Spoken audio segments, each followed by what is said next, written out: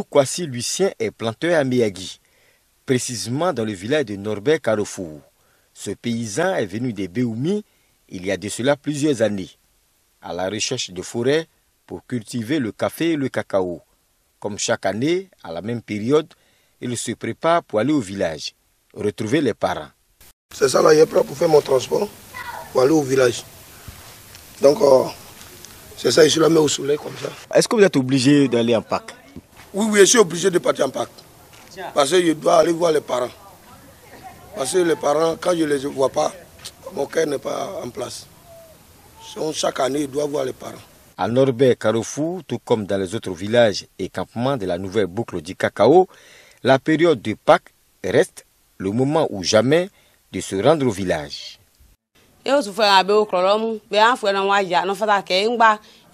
le mois de Pâques que les parents peuvent se croiser là-bas. Donc ils vont partir pour s'entendre et en partant, elle a prévu quelque chose pour les parents et certaines personnes vont envoyer de l'argent pour aider les parents et à s'occuper des familles qui sont là-bas. Encore aider les parents aussi à pouvoir travailler dans leur champ d'anacade. Les gens, quand ils s'en vont là, c'est pour se marier. Par exemple, si elle n'est pas mariée, si elle arrive là-bas, qu'il y a un jeune qui n'est pas marié aussi, les deux peuvent se croiser pour se marier. Dans les villages et campements baoulés de la zone forestière du Bas-Sassandra, les tailleurs sont parfois débordés en cette période, à l'image de Kofi Paul, le seul tailleur de ce village. Ouais, bonjour mon frère. Ouais, et mon habit? Non, ton habit c'est déjà presque prêt. Gracias pour m'attendre d'ici demain soir. Je vais finir. Demain soir? Oui. Depuis que je suis venu déposer l'habit, c'est demain soir. En tout cas, là, tu as vraiment raison. C'est les retardataires qui viennent au dernier moment. Souvent, s'ils ont essaie de donner rendez-vous, mais on fait tout pour pouvoir veiller jusqu'au petit matin pour que tout le monde soit satisfait. Il y a des uniformes où on est deux, on n'a pas encore fini totalement. Parce que deux uniformes qui sont là, qu'on est en train de faire d'abord, on n'a pas encore totalement fini. Il y en a beaucoup, il y a des uniformes qui sont là aussi. Tout ça là, c'est pour la fête de Pâques. Pour rendre le voyage beaucoup plus agréable et convivial, des convois sont organisés. Pour aller au village maintenant, on a demandé un convoi. Nous allons partir avec ce convoi. On descend à Botro. Werme Suleiman est un ressortissant burkinabé qui a épousé une femme baoulée. Depuis, il est devenu un inconditionnel de Pakinou. Chaque année, on va à Pâques. Vraiment, quand on va vraiment, c'est intéressant. Bon, les baoulés, c'est manger, vraiment, ils reçoivent les étrangers bien. Bon, vraiment, je suis très content. Cette joie de retrouvailles en cette période de Pâques 2019 dans le V-Baoulé va manquer plus d'un pour des raisons diverses. Cette année, comment je voudrais partir, mais je suis malade à cause de ça, je ne peux pas partir. Comment je n'ai pas envie de partir, c'est ça pour ça me fait mal. Bon, il ne pourra pas partir parce qu'il n'a pas eu assez d'argent, donc il ne pourra pas partir. Je suis là cette année, il fait au campement. Si l'année prochaine ça va, il peut aller. Grâce au téléphone, on arrive à causer, on arrive à échanger ce qui se passe au village. En tout cas, ils me font des rapports et mon village me manque. Avant la Pâque, il faut bien célébrer dans la ferveur et prier le Seigneur afin de bénir le voyage.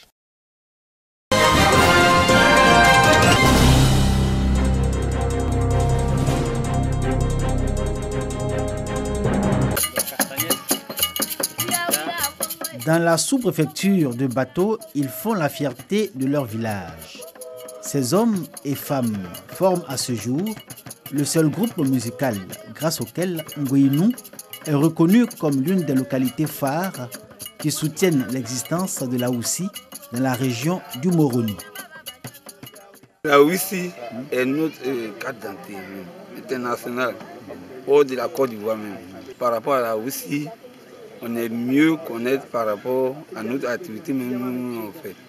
Jamais un week-end sans déplacement pour la Houssi de Ngoyinou. Notre rencontre avec les membres du groupe coïncidait avec leur retour de voyage. La veille, ils étaient en prestation dans un village voisin. C'est toujours ainsi.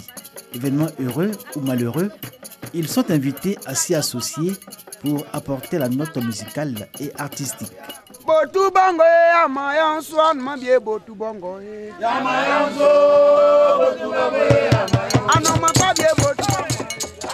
Les gens nous ont beaucoup critiqué, que le groupe est tombé. Et les gens pensaient que le groupe était mort. C'est la signification de Yamayonso. Nous sommes relevés. Nous avons eu plein de relations. Nous avons voyagé beaucoup. Presque toute la Côte d'Ivoire. Et partout où on passe aussi, notre nom reste là-bas. L'histoire de Laoussi de Ngoïnou commence en 2007. Cette année-là, le groupe sort un premier album avec beaucoup d'optimisme. Mais le succès n'est pas au rendez-vous. Les années passent. 2 femmes vont intégrer le groupe. Les gens sont contents de voir dedans. D'autres disent, ah vraiment, aussi là je vais rentrer dedans parce que vous voyagez beaucoup pour connaître les villes. C'est pas facile. Parce que bon, quand tu es dedans, bon, souvent les gens disent, bon, soit tu ne peux pas te marier, tu es parmi les garçons. 2015, enfin, le succès national.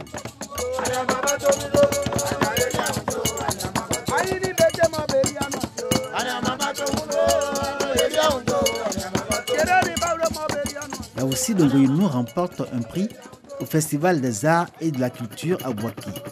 L'année qui suit, une invitation au Massa, le marché des arts et du spectacle d'Abidjan. Le groupe représente la région du Moronou. Tout Ngoïnou s'extasie devant cette réussite. Le groupe désormais, renforcé par des présences féminines, devient l'orgueil du village. Les chants qui donnent, c'est bon, au pays Akan, c'est on peut dire des proverbes qui nous donnent à travers les chants. La chanson que j'ai aimée dans Laoussi, c'est Via Mamé. C'est une chanson qu'on chante, c'est que ça éveille tout le monde. C'est un truc qui a été créé par les Agnis. Si Laoussi plaît, séduit et touche jusqu'à émouvoir, c'est par la force de la parole chantée. Le groupe du village de Ngoïnou s'inscrit dans ce registre.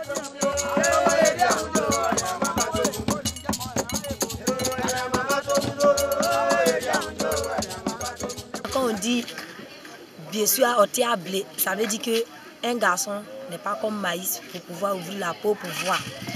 Maintenant, bla au c'est-à-dire la femme qui est là, elle n'est pas comme boisson pour pouvoir goûter, déposer par terre. C'est ce qui signifie Ebunyama.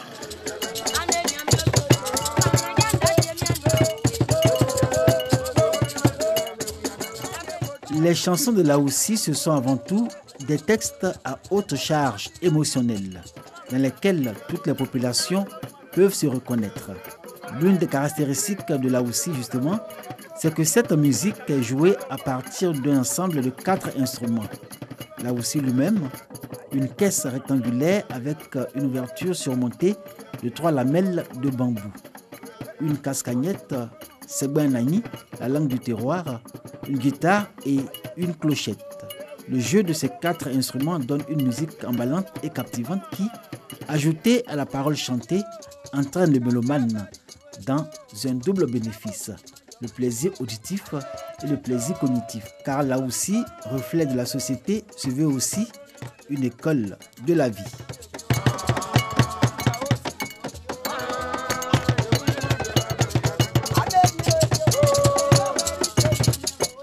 On peut écouter Laoussi sans se lasser. C'est effectivement un cadre de promotion de valeur, puisque la valeur elle-même réside dans la vie. Si nul n'est prophète chez soi, en Ngoïnou, les membres du groupe Aoussi sont adulés et très respectés, jusque dans l'indéniable Guablin, passant par tous les villages et hameaux de la région du Moronou, quoique mis en concurrence avec d'autres groupes Aoussi, comme Kangandi, Kinimokro et Peteple de Brou Akbaoussou.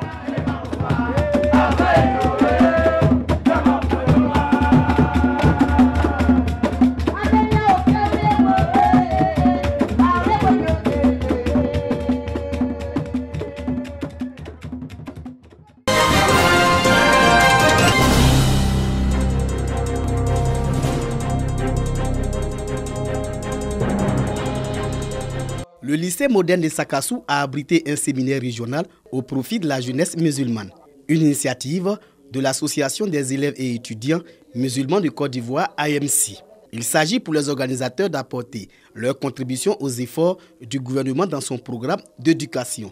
Les GMC, pendant les congés de Pâques, organisent dans toutes les régions ces genres de séminaires, de sorte que vraiment nous puissions encadrer nos jeunes frères et sœurs.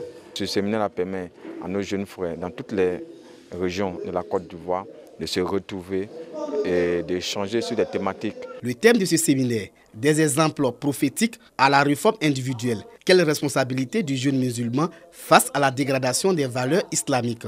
Une occasion pour les autorités religieuses de féliciter les organisateurs avant de les inviter à multiplier ces genres de rencontres. Nous avons accueilli cette grande rencontre des enfants, des jeunes AM6 avec grand plaisir. C'est ceux-là aujourd'hui qui ont le flambeau de la religion musulmane.